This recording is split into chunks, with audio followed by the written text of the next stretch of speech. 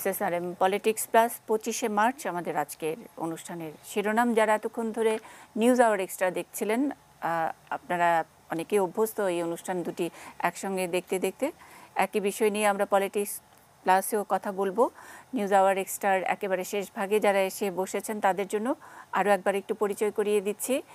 এই অনুষ্ঠানে যারা আছেন, পলিটিক্স প্লাসে যারা কথা বলবেন, আমাদের সঙ্গে মুক্তিযোদ্ধা আসাদুজ্জামান খান কামাল আছেন, স্বরাষ্ট্রমন্ত্রী। আমরা পরিকল্পনা মন্ত্রী এম এ মান্নান এমপিকে পেয়েছি। আমাদের সঙ্গে আছেন মুক্তিযোদ্ধা, স্বাধীনতা পদকপ্রাপ্ত মুক্তিযোদ্ধা, অবসরপ্রাপ্ত লেফটেন্যান্ট কর্নেল কাজী সাজ্জাদ আলী জহির বীর প্রতীক। আমরা পেয়েছি মুক্তিযুদ্ধ বিষয়ক মন্ত্রী আকম ও মোজাম্মেল হক এমপি। আমাদের এটিএন নিউজ, এটিএন বাংলার চেয়ারম্যান ডক্টর মাহফুজুর রহমান আমাদের সঙ্গে আছেন। পেয়েছি মুক্তিযোদ্ধা কমান্ড্যান্ট মানিক চৌধুরীর কন্যা অ্যাডভোকেট আমাতুল কিবরিয়া কেয়া চৌধুরী এবং বঙ্গবন্ধু স্মৃতি জাদুঘরের কিউরেটর নজরুল ইসলাম খান। আমরা নজরুল ইসলাম খানের কাছেই এই পর্বে যেতে চাই শুরুতেই, কারণ আমরা জানি যে ঠিক 11:57 এটিএন নিউজের পক্ষ থেকে এটিএন নিউজের চেয়ারম্যান কিছু অমূল্য দলিল হস্তান্তর করবেন, অমূল্য কিছু ডকুমেন্ট হস্তান্তর করবেন। কিন্তু এই আমরা যেটা বলছিলাম, সংরক্ষণ অনেক সময় অনেক কষ্ট করে অনেকে অনেক কিছু রেখেছেন, অনেক কিছু হারিয়ে গেছে। আর যদি আমরা বলি, এই সরকার একেবারে ধারাবাহিকভাবে 10 বছর 11 বছরে পা দিয়েছে, এর মধ্যে কিছু কিছু স্মৃতি সংরক্ষিত হয়েছে।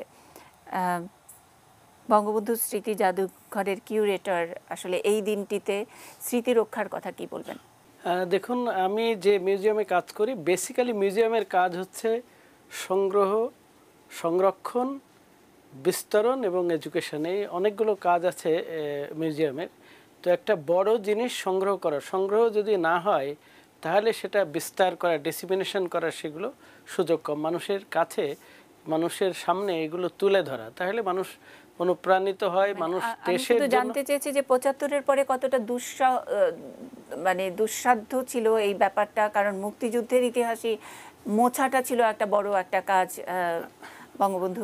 আমি আসছি, তো এইটা হচ্ছে মিউজিয়ামের কাজ। কিন্তু আমরা যদি এগুলো না পেতাম, না পাই, তাহলে কিন্তু মানুষের কাছে এটা দেখানো সম্ভব না, মানুষকে একত্রিত করা সম্ভব না। তো এইটা আমরা লক্ষ্য করেছি, আপনারা খেয়াল করেছেন নিশ্চয়ই, যে বঙ্গবন্ধুর উপর যে আইবি রিপোর্ট, যেটা 14 খণ্ডে বেরোচ্ছে, প্রায় 40,000 পৃষ্ঠা, যেটা 10,000 পৃষ্ঠা মতো সংকলন করা যাচ্ছে। তো সেটাও কিন্তু অজানা ছিল, যার জন্য পাওয়া গেছে। তা না হলে কিন্তু এগুলো নষ্ট করে দেওয়া হতো, এবং অনেক কিছুই কিন্তু নষ্টই করে দেওয়া হয়েছে বলা যায়, আপনারা নিশ্চয়ই লক্ষ্য করেছেন। কিন্তু truth is the daughter of time, সময়ের কন্যা কিন্তু সত্য, যার জন্য এটা বেরিয়েছে। সেই সময় তো খুবই কঠিন ছিল, চিন্তাই করা যায় না। আমি নিজে, আমাদের কিছু পারিবারিক অভিজ্ঞতা আছে। আমার মামারা মুক্তিযোদ্ধা ছিলেন, আমার এক চাচা ছিলেন সংগঠক। মামারা 75 সালের পরে কিন্তু মামাদের একাংশকে দেশ ছেড়ে চলে যেতে হয়েছে। তারা কিন্তু এই দেশ ছেড়ে চলে গেছে, তখন তাদের পরে অত্যাচার হয়েছে, এবং স্বাধীনতা যুদ্ধের সময়ও কিন্তু তাদের ঘরটার আগুন ধরিয়ে দেওয়া হয়েছিল। পরবর্তীকালে তাদের জান নিয়ে টান পড়েছে, সেজন্য চলে গেছে। আর যারা এই সমস্ত দলিলগুলো রেখেছেন তারাও নিশ্চয়ই টার্গেটে ছিল। এবং আমিও মাননীয় প্রধানমন্ত্রীর সাথে বিরোধী দলের সময় কাজ করার সময় আমি দেখেছি যে যিনি বেতারে বেলাল সাহেবের কথা দেখেছি, তারও ব্যক্তিগত নিরাপত্তা খুবই বিঘ্নিত ছিল, তাকে বিভিন্নভাবে প্রোটেকশন দিয়ে রাখা হয়েছে। আর যারা আমার ডান পাশে বসে আছেন, ওনার আব্বা এটা সংরক্ষণ করেছিলেন, কেয়া চৌধুরীর বাবা, এগুলো যারা রেখেছিলেন, সে সময় অনেকে জানতে পারলে হয়তো তাদেরও জীবনানাশের আশঙ্কা ছিল। এটা খুবই কঠিন বিষয়। এটা শুধু দেশপ্রেমের জন্য সম্ভব, এটা শুধু আত্মত্যাগের একটা যদি স্পিরিট থাকে, তখন এটা সংরক্ষণ করা অসাধারণ। মানে বাঙালির ইতিহাসেই বোধহয় এটা আমি বলবো যে বিরল, যুদ্ধের ইতিহাসে বিরল, যে যুদ্ধের সেই দেশের স্বাধীনতার ইতিহাস, স্বাধীনতার সেই সময়কার স্মৃতি রাখার জন্য আরেকটা পরবর্তী যুদ্ধতে জনমানুষের সম্পৃক্ত হয়েছে, যেটা 1975-এর পরবর্তীতে বাংলাদেশের মানুষ এই পর্যন্ত যার যার বুকে রেখে এক একটা মুক্তিযুদ্ধের স্মৃতি, বঙ্গবন্ধুর স্মৃতি বহন করে যাচ্ছেন, নিজের নিরাপত্তা ইত্যাদি নানান কিছুর কথা চিন্তা না করে। আমি একটা তুলনা দিয়ে বলতে পারি, 1757 সালে যখন ইংরেজরা এই দেশটা দখল করেছিল সেই সময়ে কিন্তু বহু লোককে গ্রেপ্তার করা হয়েছিল, হত্যা করা হয়েছিল এবং এদের একটা বড় অংশকে সিঙ্গাপুরের জেলে, পেনাং, মালয়েশিয়ার পেনাংয়ের জেলে, তাহলে যারা ইংরেজদের কলোনি ছিল সেখানে নিয়ে যাওয়া হয়েছিল। আমি আন্দামানে গেছি, গিয়ে খোঁজ করার চেষ্টা করেছি, কিন্তু দেখেছি যে তাদের সম্পর্কে, তাদের যে ত্যাগ, এর বিরাট একটা অংশ কিন্তু বাঙালি ছিল, কিন্তু তাদের কোনো খবর পাওয়া যায় না, সংরক্ষণ করিনি অনেকেই। কিন্তু আমাদের একটা বিরাট এটা গর্ব যে আমাদের স্বাধীনতা যুদ্ধের এই বিষয়গুলো সংরক্ষণ করা হয়েছে। জি, আমি একটু এই পলিটিক্যাল পার্টটাতে আসছি যে দেশ স্বাধীন হলো, আবার ৭৫-এ বঙ্গবন্ধুর সপরিবারে হত্যা, তারপরে শুরু হলো মুক্তিযুদ্ধের স্মৃতি হত্যা করার একটা পায়তারা, সেটা প্রকাশ্যে অপ্রকাশ্যে যেভাবে হোক না কেন। আজকে যারা বিভিন্ন সময় এইসব অনেক যত্নে রাখা জিনিস বিভিন্ন স্মৃতি জাদুঘরে দিচ্ছেন অথবা নিজেদের সংগ্রহে রেখেছেন, তারা এটার টেস্টিমনিটা তাদের নিজস্ব বয়ানে সেটা উল্লেখ করা আছে। বয়ানটা, ওরাল হিস্ট্রিটাও আমরা মনে করি ইতিহাসের অংশ। মুক্তিযোদ্ধা আসাদুজ্জামান খান কামাল, আপনি আরেকটু যোগ করতে চাইছিলেন আপনার স্মৃতি থেকে এই পার্টিকুলার এই এলাকার তেজগাঁ, ফার্মগেট, এই এলাকার ঘটনা। আমরা জানি আজকে সেটার একটা রিক্রিয়েশনও হতে যাচ্ছে ঠিক ওই সময়ের 10টা, সোয়া 10টা ওই সময়। একটা অনুষ্ঠান হতে যাচ্ছে যে সেই স্মৃতিটাকে লক্ষ্য করে। সেই দিনের যে ঘটনাটা আমি আরেকটু যোগ করতে চাই। আমি আগেই বলেছিলাম দুপুর থেকে 2জন পুলিশ সদস্য আমাদের সঙ্গে যোগ দিয়েছিল এই ফার্মগেটে, আমাদের পরিখা খনন বলুন, গাছ কাটার কথা বলুন। এই পুলিশ সদস্যরাই কিন্তু ওই যে বললাম যে ইউনাইটেড ব্যাংক এবং হাবিব ব্যাংক, 2টি ব্যাংক ছিল পাশাপাশি, এই হাবিব ব্যাংকের উপরে এই 2 সদস্যকে আমরা বসিয়ে দিয়েছিলাম। এরাই প্রথম ফায়ারটি ওপেন করে ওই পুলিশ সদস্যরা। এটাও একটা কথা বলার মতন ইতিহাস একটা রয়ে গেছে। তারপর আমি যে বলছিলাম যে যত জোরে জয় বাংলা ধ্বনি হচ্ছিল তত জোরে ব্রাশ ফায়ার হচ্ছিল। এই যে আকাশে যে হেভি গানগুলোর যে এইগুলো সারা ঢাকা শহর যে আলোকিত হয়ে গেছিল, সেটাও কিন্তু এই তেজগাঁয়ের এই যে পুরানো এয়ারপোর্টে এইখানেই সারিবদ্ধভাবে সাজানো ছিল এই হেভি গানগুলো। এইগুলো যখন ফায়ার ওপেন শুরু করলো তখন আমরা এখানে যারা দাঁড়িয়েছিলাম আমরা একদম সঙ্গে সঙ্গে মাটিতে বসে গেলাম যে কি হচ্ছে দেখার জন্য। তারপরে দেখলাম শুধু আমাদের মাথার উপর দিয়ে সেই আগুনের গোলা মানে সারা ঢাকা শহর আলোকিত হচ্ছে। এই দৃশ্যগুলো আমাদের চোখের সামনেই। আর আমরা যে দৃশ্যটা আমরা দেখেছি যে দেশের জনগণের মনোবলটা ছিল অসাধারণ, এবং তারা সবাই মানে 1 মিনিটের জন্য ভুলে নাই যে বাংলাদেশের জন্য তাদের একটা কিছু করতে হবে। সেই জন্যই আবার এই 25শে মার্চের এই গণহত্যা দিবসের পরেই থেকেই আবার সব আমরা একত্রিত হওয়া শুরু করলাম। আমি এই ঢাকা শহর থেকে হেঁটে হেঁটে চলে গেলাম আমাদের গ্রামের বাড়ি দোহারে, সেইখানে যে আমরা সংগঠিত হলাম। সেখান থেকে আমরা 7ই এপ্রিল মানিকগঞ্জের ক্যাপ্টেন হালিফ সাহেবের সঙ্গে একত্রিত হয়ে আমরা শুরু করলাম প্রতিরোধ যুদ্ধ। এই যে আমি যেটা বলতে চাচ্ছিলাম যে এত কিছু হওয়ার পরেও, এত মানে ম্যাসাকার হওয়ার পরেও, এই যে গণহত্যার পরেও কিন্তু মানুষ থেমে থাকেনি। মানুষ বঙ্গবন্ধুর সেই ডাক তাদের হৃদয়ে নিয়ে ধারণ করেছিল, সেই জন্যই আবার একত্রে হয়েছিল, আবার প্রতিরোধ যুদ্ধ শুরু হয়েছিল। আমরা সেই যুদ্ধে জয়ী হয়ে আজকে এই বাংলাদেশ আসছি। জি, আমি একটু অবসরপ্রাপ্ত লেফটেন্যান্ট কর্নেল সাজ্জাদ আলী জহির, আমি আপনার কাছ থেকে একটু ছোট করে শুনতে চাই যে ঘটনাগুলো বলি। বুদ্ধিজীবী হত্যা, রাজাকার, জাতির জনকের হত্যা 3 বছরের মাথায়, ইতিহাস মুছে ফেলার যে চেষ্টা, মুক্তিযুদ্ধের স্লোগান, মুক্তিযুদ্ধের সময়কার ভাষণ, সেগুলো সব অস্বীকার করা, মুক্তিযুদ্ধটাকে অস্বীকার করা, এগুলা কোনো দেশের যুদ্ধের ইতিহাস আমরা গণহত্যা দিবস হিসেবে আমরা চাইছি। রুয়ান্ডারও গণহত্যার ঘটনা আছে, তারা হয়তো স্বীকৃতি আগে থেকে পেয়েছে, কিন্তু এইসব ঘটনাগুলোর যে ইউনিকনেস আর কোথাও কি কোনো একটি ঘটনার সাথে মেলানো যায় কোনো দেশের কোনো স্বাধীনতার ইতিহাসের সঙ্গে? খুবই চমৎকার প্রশ্ন, মনে হয় খুব একটা দেখা যায় না।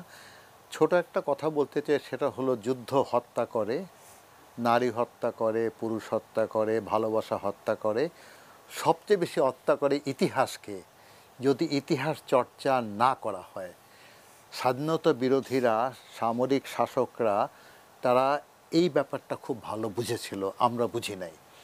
আজকে আপনি দেখবেন যে হাজার হাজার লক্ষ রাজাকারের তালিকা পাবেন না আপনি, সবই পুড়িয়ে ফেলা হয়েছে।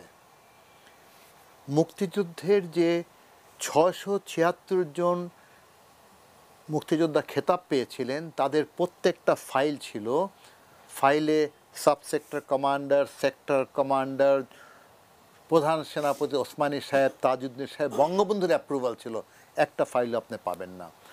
আমার মনে হয় মুক্তিযুদ্ধের উপরে এত আক্রোশ ছিল যে শুধু মুক্তিযুদ্ধ হত্যা না করে ডকুমেন্টও হত্যা করে ফেলেছে। তো এটাই ছিল ট্র্যাজেডি অফ বাংলাদেশ। আর অনেক ক্ষেত্রে ইতিহাস নির্বাক হয়ে গেছে, তাদেরকে সবাক করে ফেলতে হবে। এখন এটা ভালো আপনার কথার মধ্যে রিক্রিয়েশন করা যাবে, তো তার মধ্যে ইতিহাস বিকৃতকরণ যেন না হয়। আরেকটা কথা, এই মুক্তিযুদ্ধের ইতিহাসের মধ্যে আমরা দুঃখজনকভাবে দেখতে পাই সুপার হিরো ক্রিয়েট হচ্ছে। যারা ভালো লিখতে পারে, ভালো বলতে পারে, সমাজে প্রতিষ্ঠিত, তারা সুপার হিরো হয়ে যাচ্ছে। কিন্তু গ্রাম বাংলার সাধারণ দরিদ্র কৃষকের সন্তান, সবচেয়ে যার সাহস বেশি, সবচেয়ে আত্মত্যাগ বেশি, তাদের কথাকে স্মরণ করেন, এটা ইতিহাস বিকৃতকরণ। আর ভয়ঙ্করতা যুদ্ধের একটা ছোট কথা বলতে চাই, সেটা হলো 26শে মার্চ সকালবেলা টিক্কা খান তার কমান্ড পোস্ট থেকে বের হয়ে আরমোরা দিয়ে বলেছিল, ঢাকা হ্যাজ নো পিপল, ঢাকায় কোনো মানুষ নাই, only few স্ট্রে dogs are walking on the street. নিজেই অধিনায়ক বলছে ঢাকায় মানুষ শেষ, কুকুর বেঁচে আছে কিছু। এটাই ছিল ভয়াবহতা। আর তাদের একটা প্রোটেকশন প্ল্যান ছিল, আমি এটা বলছিলাম কিছুক্ষণ আগে, যে 2 জন কমান্ডার ছিল, রাও ফরমান আলী সবচেয়ে যে জঘন্য, ইনচার্জ ঢাকা সারাউন্ডিং এরিয়া, আর খাদিম হোসেন রাজা বাকি বাংলাদেশ। কিন্তু আইএসআই মনে করেছিল, ইয়াহিয়া খানকে বুঝালো, এদের মধ্যে যদি সামান্য কোনো রকম দুর্বলতা দেখা যায়, মানবপ্রেম দেখা যায়, হত্যাকাণ্ড করতে দ্বিধা বিভক্ত হয়, 3 জন জেনারেলকে ঢাকায় আনা হয়েছিল, জেনারেল এও মিঠা খান, জেনারেল ইফতেখার জাঞ্জুয়া, যার নাম অনেক সময় আলাপ করি নানা কারণে, আরেকটা ছিল যে জেনারেল খোদাদাদ খান। তাহলে এত সুন্দর পরিকল্পনা ছিল। এই এত বড় হত্যাযজ্ঞ, এত পরিকল্পনা, এত বড় সেনাবাহিনী, তার বিরুদ্ধে কারা দাঁড়াচ্ছে? অধিকার বঞ্চিত, ক্ষুধার এবং দরিদ্র মানুষ, কোনো অস্ত্র নাই, এটাই ছিল যুদ্ধ। তো এই যুদ্ধটাকে আমরা সঠিকভাবে যদি নতুন প্রজন্মকে জানাতে না পারি, তাহলে আমার জাতির মুক্তিযুদ্ধ হয়তো হারিয়ে যাবে।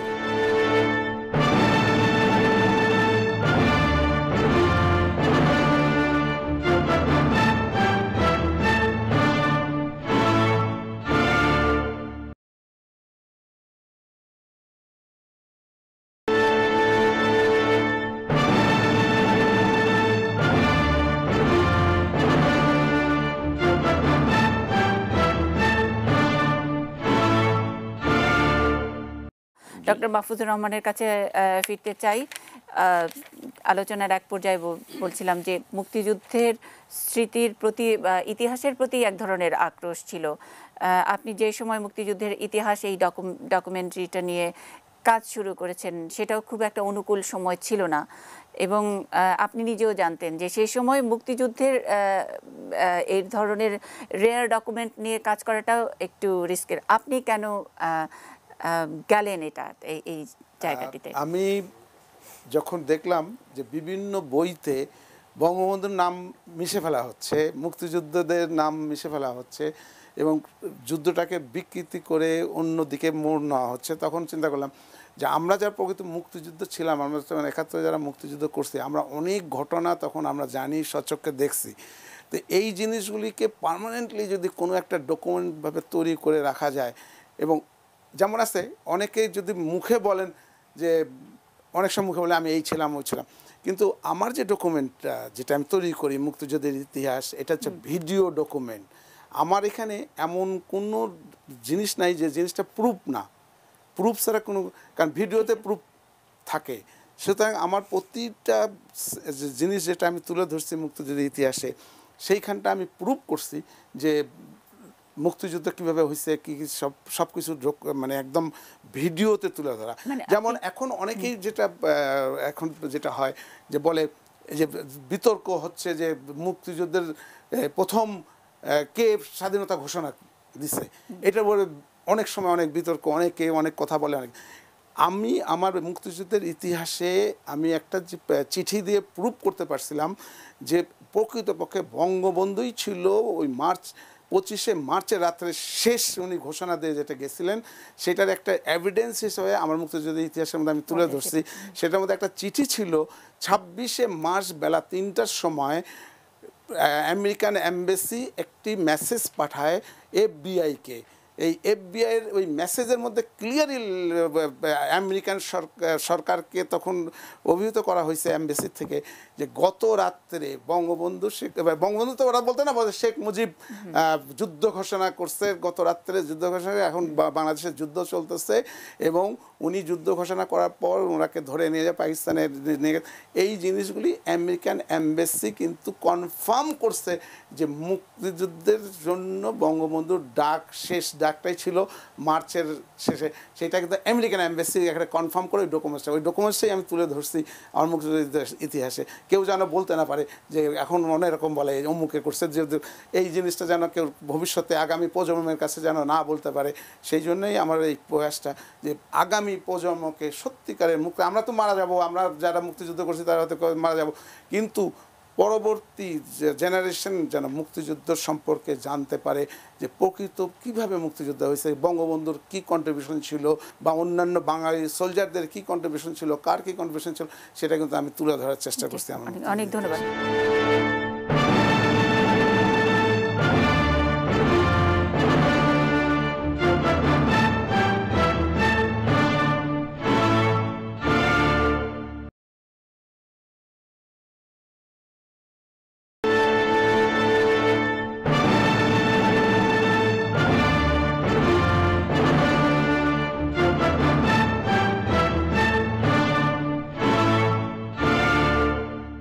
আমরা মুক্তিযুদ্ধের ইতিহাস যেটা ডক্টর মাহফুজুর রহমান যে ডকুমেন্টারিটা করেছেন, বিভিন্ন জায়গা থেকে খুব দুর্লভ কিছু ফুটেজ জোগাড় করেছেন, সেটাই তো আসলে মুক্তিযুদ্ধের আমরা যদি বলি বাংলাদেশের মুক্তিযুদ্ধটা একটা বিরাট ক্যানভাস, এটি জনমানুষের যুদ্ধ, জনযুদ্ধ, যেই কথাটি বারবার করে সাজ্জাদ জহির বলার চেষ্টা করেছেন যে যারা ভালো বলতে পারেন, লিখতে পারেন, যারা ফ্রন্টিয়ার, যারা সামনে হয়তো অস্ত্র নিয়ে যুদ্ধ করেছেন, হয়তো দু একটা ছবিও আছে, তারাই সামনে, কিন্তু সাধারণের যে যুদ্ধটা কিন্তু অনাহারে 10 দিন অনাহারে না খেয়ে থাকাটাও আমাদের যুদ্ধের অংশ।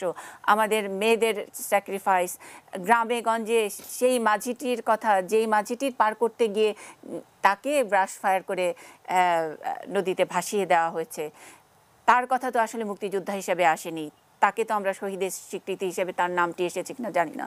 এই জনমানুষের যুদ্ধ, জনমানুষের ইতিহাস নিয়ে আমি এম এ মান্নান স্যার একটু শুনতে চাই। ধন্যবাদ। আপনি ছবিগুলো দেখেন ওই সময়কার, কারা কাঠের বন্দুক, আসল বন্দুক, বিকল্প বন্দুক নিয়ে দৌড়াচ্ছে বিভিন্ন জায়গায়, ট্রেনিং নিচ্ছে, তথাকথিত ট্রেনিং, এরা কোনো ওই ধরনের ট্রেনিং নয় বা ট্রেনিং ভাবছে। তাদের চেহারার দিকে তাকান, কাপড়ের দিকে তাকান, তাহলে আপনি বেরিয়ে আসবে কারা বৃহৎ অংশে এই দেশের কারা মুক্তিযুদ্ধে ছিল, কারা ছিল গ্রামে গঞ্জের সাধারণ মানুষ। তারা জানতো না আগে এবং এখন তাদের নাম নেই।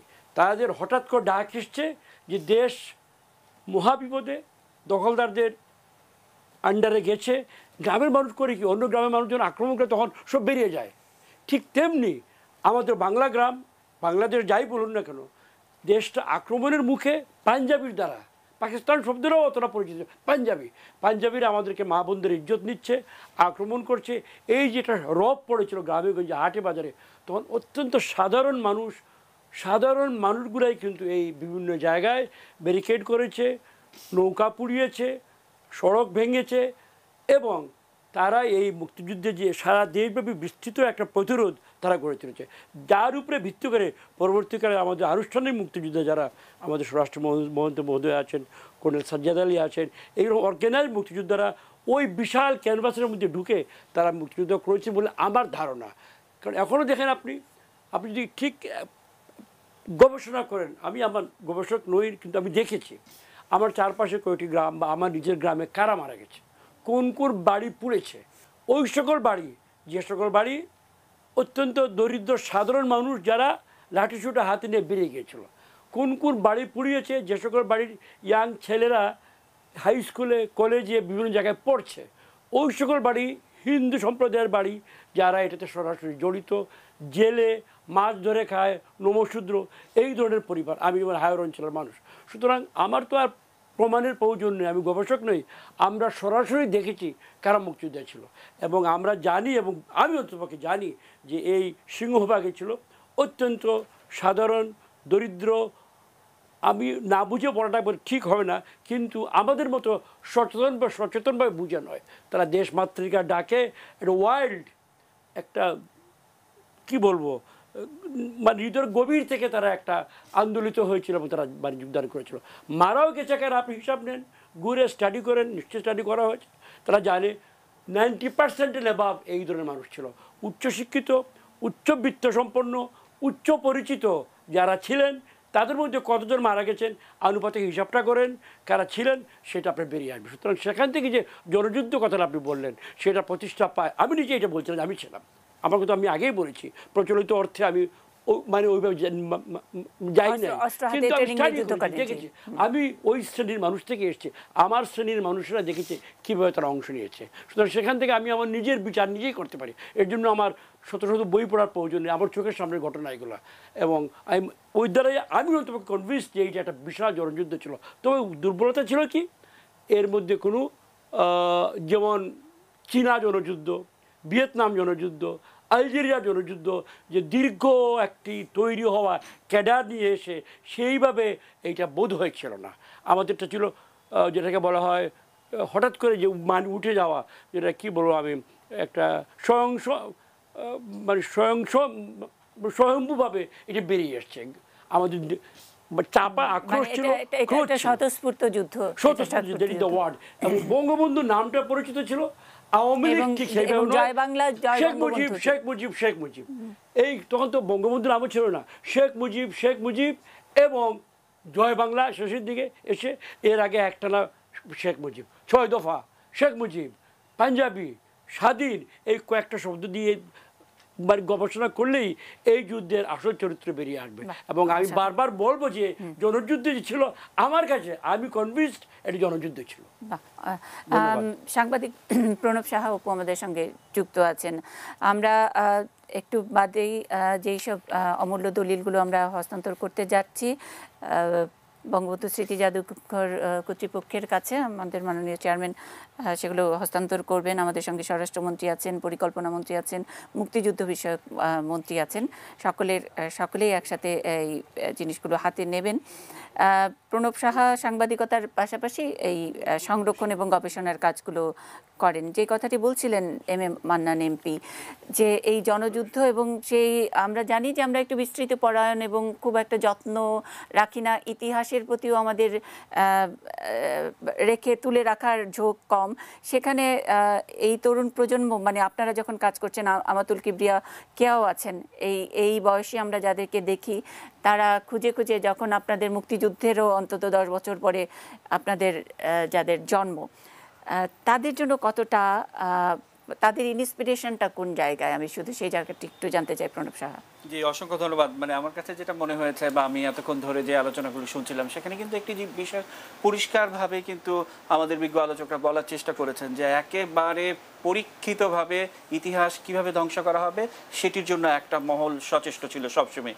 আবার উল্টো চিত্রটি আমরা কিন্তু দেখি, যেমন আমরা যখন দেখি যে ইতিহাসের শিক্ষা এই যে ইতিহাস থেকে কেউ কিন্তু শেখে না, আবার ইতিহাসই কোথাও না কোথাও সংরক্ষিত থাকে। আমরা আমাদের সঙ্গে মাননীয় চেয়ারম্যান স্যার আছেন এবং আমরা যখন তার ডকুমেন্টারিটি দেখি, এবং অনেকে হয়তো ভাবতে পারেন যে স্যার আমাদের সঙ্গে আছে বলেই আমরা এই কথাগুলো বলছি, কিন্তু সেই ডকুমেন্টারি কিন্তু এই প্রজন্মের সাধারণ যারা আছেন তাদেরকে কিন্তু দারুণভাবে উদ্বুদ্ধ করছে, এবং এই উদ্বুদ্ধটা যদি স্যার করতে পারেন আমরা কেন পারবো না, কারণ আমরা তো তার কাছ থেকেই শিখছি।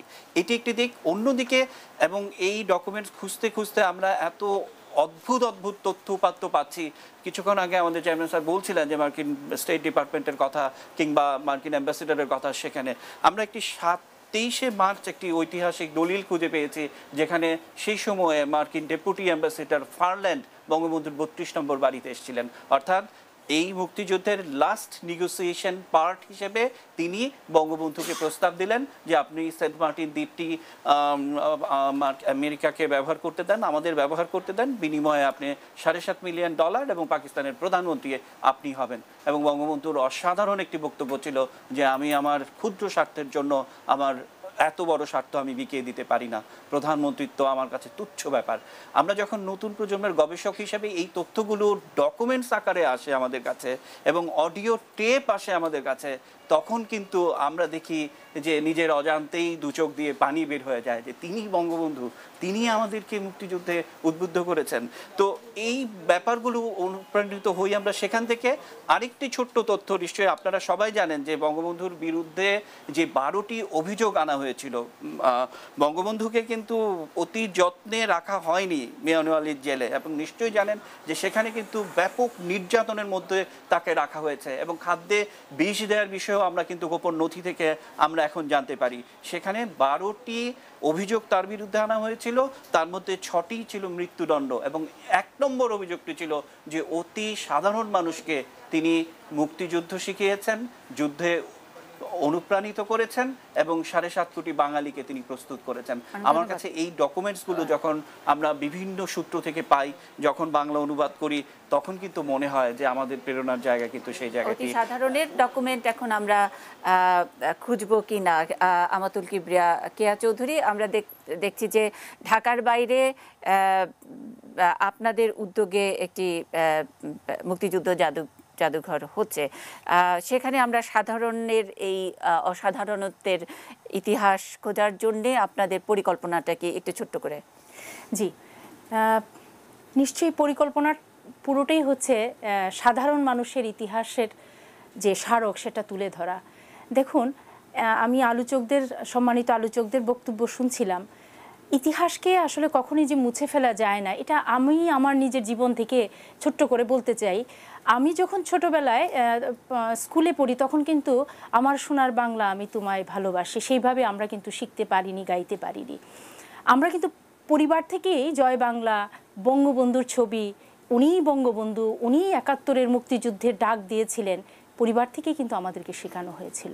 এ কারণেই সেই যে একটি কাগজ যেটি ইতিহাস সাক্ষ্য দেয়, গোটা জাতিকে মানে প্রস্তুত করেছিল এই বঙ্গবন্ধুর ঘোষণার মধ্য দিয়ে, সেটিকে সংরক্ষণ করার জন্য পিতামাতার স্বপ্নকে, বঙ্গবন্ধুর ইতিহাসকে তুলে ধরবার জন্য একটি জায়গা দান করা এবং সেই জায়গাতে সাধারণ মানুষের ইতিহাস তুলে ধরার জন্য একটি জাদুঘর হবিগঞ্জে স্থাপিত হচ্ছে।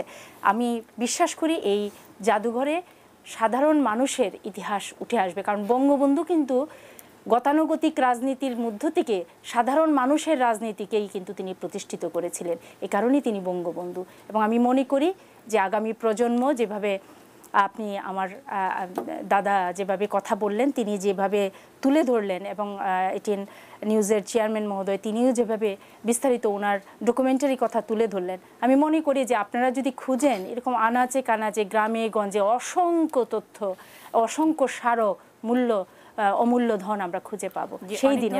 অনেক ধন্যবাদ। একটা ছোট্ট বিরতি। জি জি, মাননীয় মন্ত্রী, আমি আপনার কাছে আসবো একটা ছোট্ট বিরতির পর। আবারও খুঁজবো, আবারও বেরোচ্ছি গণমানুষের আত্মত্যাগ এবং গণমানুষের এই যুদ্ধের নানা ইতিহাস আমরা পরবর্তী প্রজন্মের জন্য কিভাবে রেখে যাব, সেটার পরিকল্পনাটা পুরোটাই আপনি বলবেন। একটা ছোট্ট বিরতির পরে ফিরছি।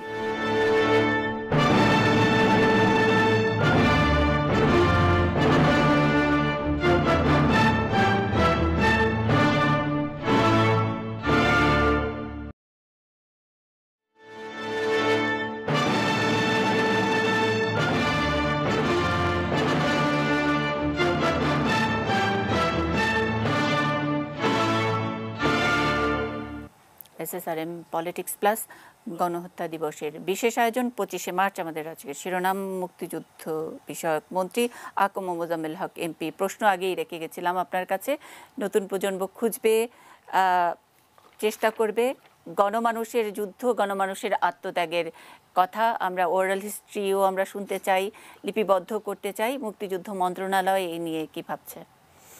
প্রথমত আমি আগের আলোচনার একটু অংশ নিতে চাই যে উইটনেস টু সারেন্ডার যে বইটার লেখা সালিক জি, এর পিয়ারও ছিলেন।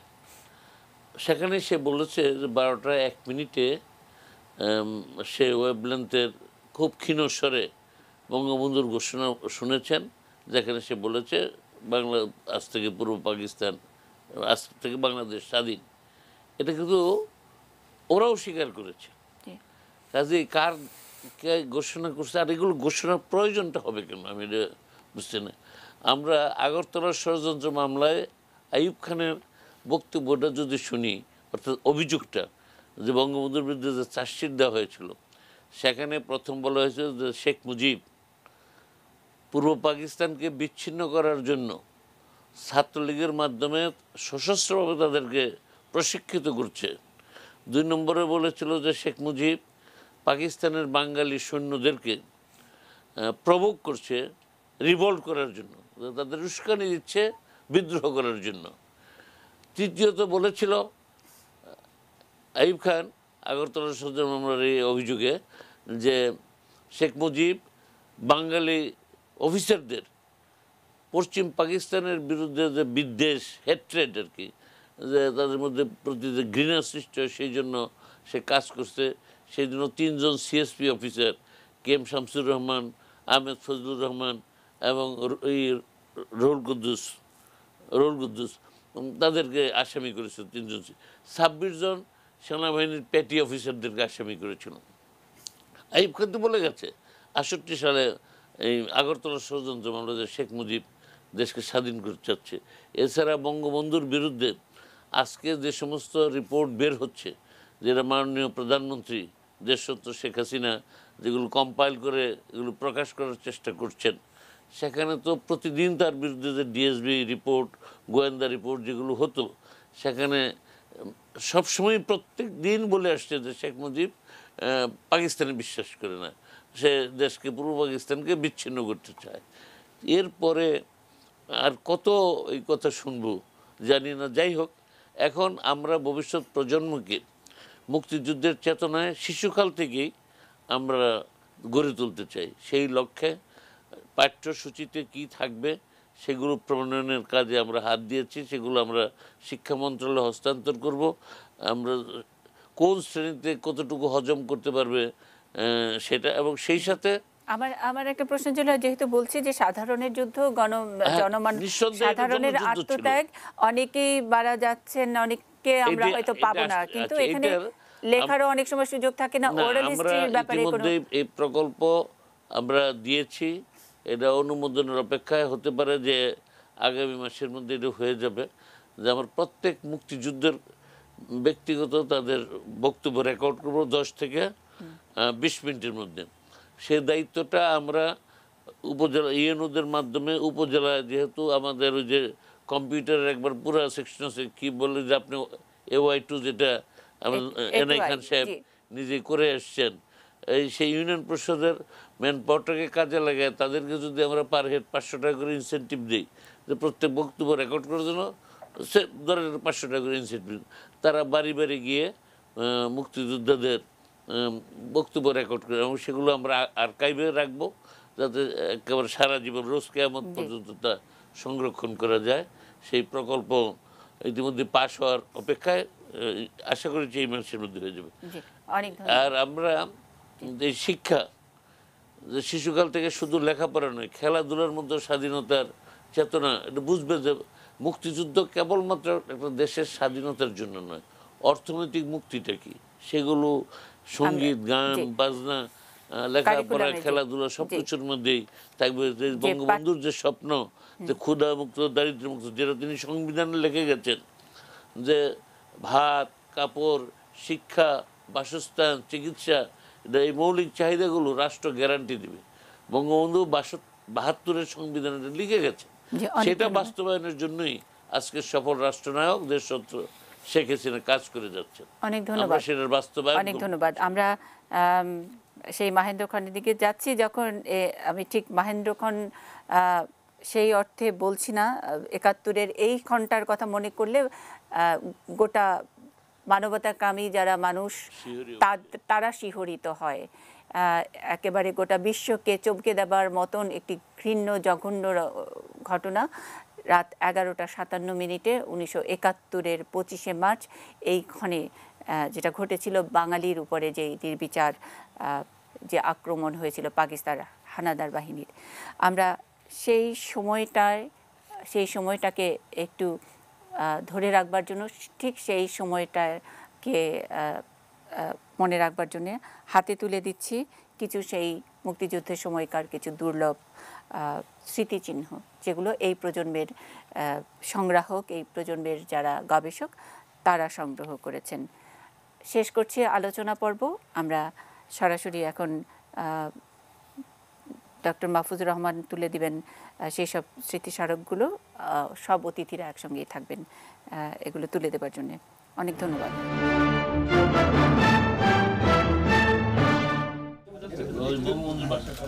মুক্তিযুদ্ধের কিছু অমূল্য স্মৃতিচিহ্ন বঙ্গবন্ধু জাদুঘর কর্তৃপক্ষের হাতে তুলে দিচ্ছেন এটিএন নিউজ ও এটিএন বাংলার চেয়ারম্যান ডক্টর মাহফুজুর রহমান। মুক্তিযুদ্ধ সময়কার দুর্লভ এসব দলিল খুঁজে বের করেছেন এটিএন নিউজের প্রধান বার্তা সম্পাদক প্রণব সাহাপু। স্মৃতিচিহ্নগুলোর মধ্যে রয়েছে ভারতীয় চিত্রগ্রাহক কিশোর পারেখের তোলা দুর্লভ এই ছবিটি।